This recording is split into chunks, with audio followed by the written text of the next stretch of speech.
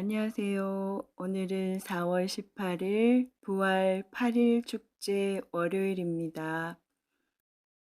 예수님의 부활은 그리스도교 신앙의 핵심입니다. 그러므로 이를 기념하고 재현하는 주님 부활 대축일은 가장 장엄하고 중요한 축일이며 또한 가장 오랜 전통을 지니고 있습니다. 3세기 초까지 교회에는 이 부활 축일 뿐이었습니다. 부활 시기는 주님 부활 대축일부터 부활의 신비를 완성하는 성령 강림 대축일까지 50일 동안 이어집니다.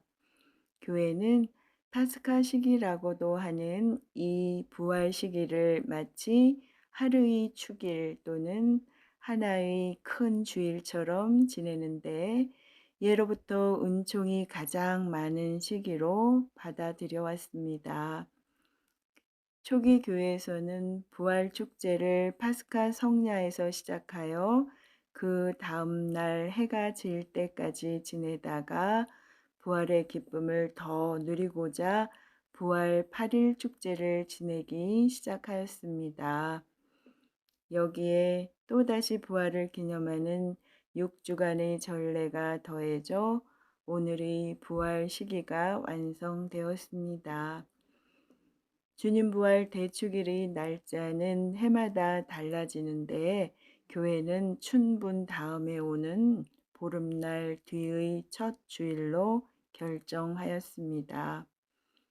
부활 시기에는 사순 시기 동안 금지하였던 알렐루야와 대영광송을 다시 노래하며 전례적으로도 감사와 기쁨을 드러냅니다.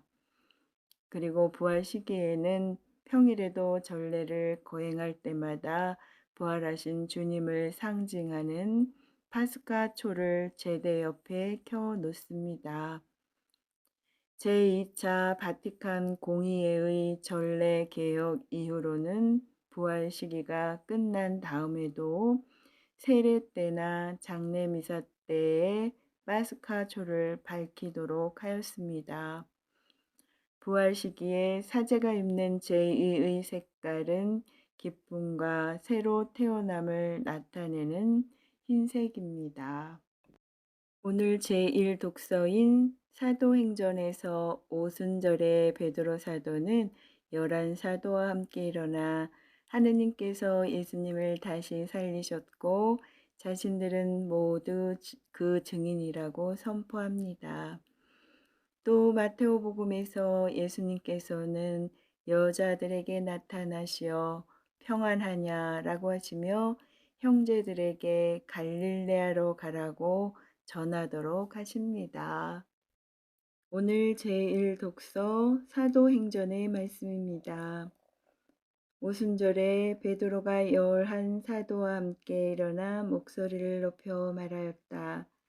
유다인들과 모든 예루살렘 주민 여러분, 여러분은 이 사실을 알아야 합니다.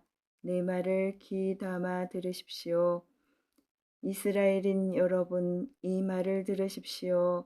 여러분도 알다시피 나자렛 사람 예수님은 하느님께서 여러 기적과 이적과 표징으로 여러분에게 확인해 주신 분이십니다.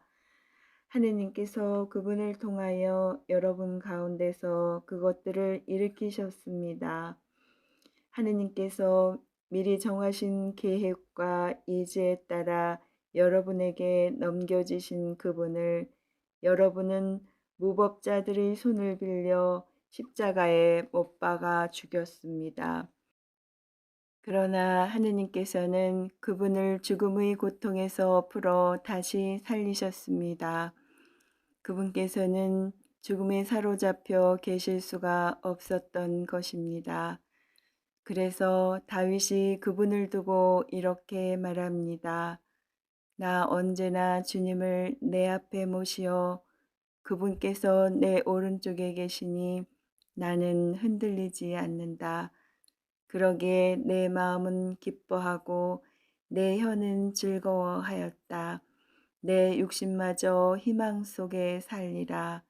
당신께서 제 영혼을 저승에 버려두지 않으시고 당신의 거룩한 이에게 죽음의 나라를 안이 보게 하실 것이기 때문입니다. 당신은 저에게 생명의 길을 가르쳐 주신 분, 당신 면전에서 저를 기쁨으로 가득 채우실 것입니다. 형제 여러분, 나는 다윗 조상에 관하여 여러분에게 자신 있게 말할 수 있습니다. 그는 죽어 묻혔고 그의 무덤은 오늘날까지 우리 가운데에 남아 있습니다.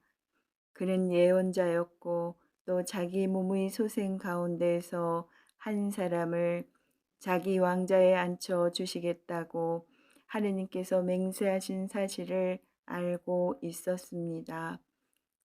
그래서 그리스도의 부활을 예견하며 그분은 저승에 버려지지 않으시고 그분의 육신은 죽음의 나라를 보지 않았다 하고 말하였습니다.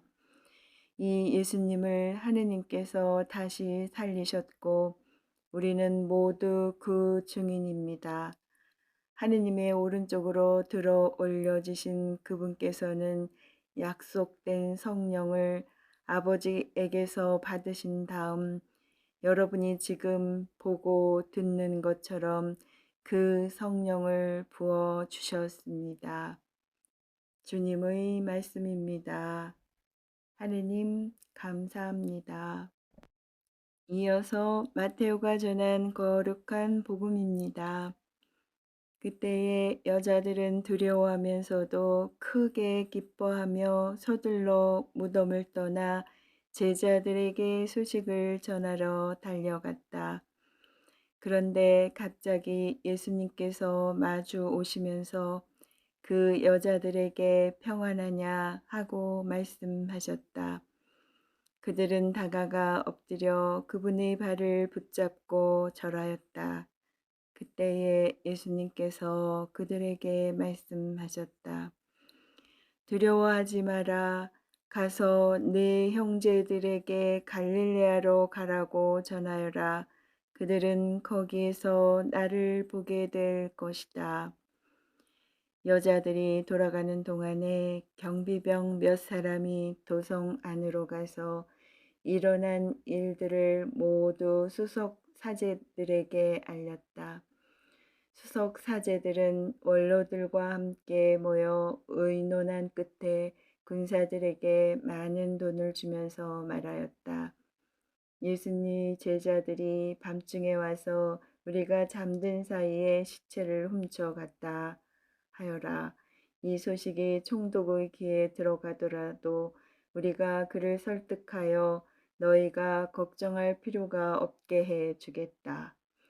경비병들은 돈을 받고 시킨 대로 하였다.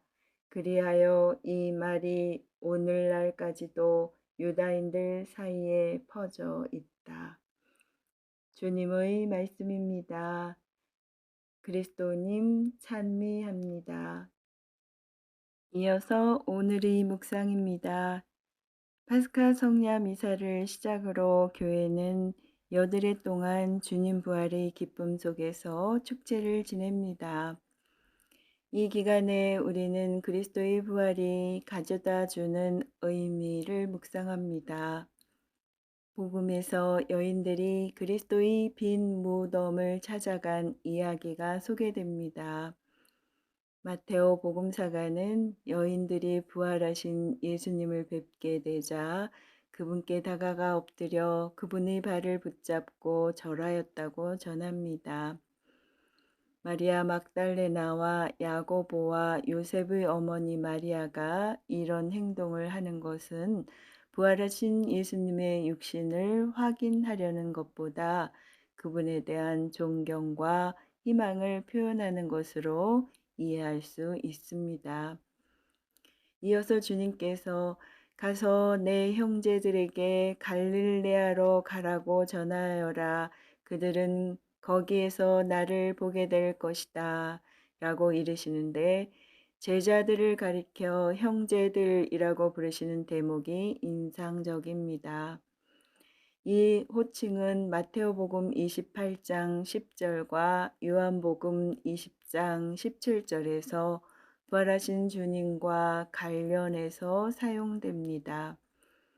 한편 오늘 복음은 예수님의 빈 무덤을 지키던 경비병들이 수석 사제들과 원로들에게 매수된 이야기를 덧붙여 소개합니다.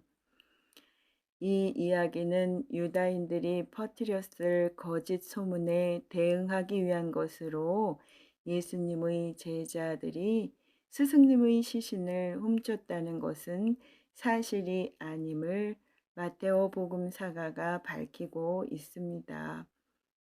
주님의 고난과 죽음, 부활에 관하여 누군가는 과학적 논거나 고고학적 증거를 요구하면서 고집스럽게 거부할지도 모릅니다.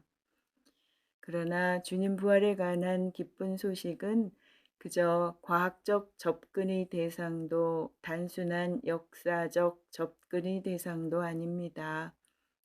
구원의 진리는 오직 신앙의 눈을 통해서만 다가갈 수 있습니다.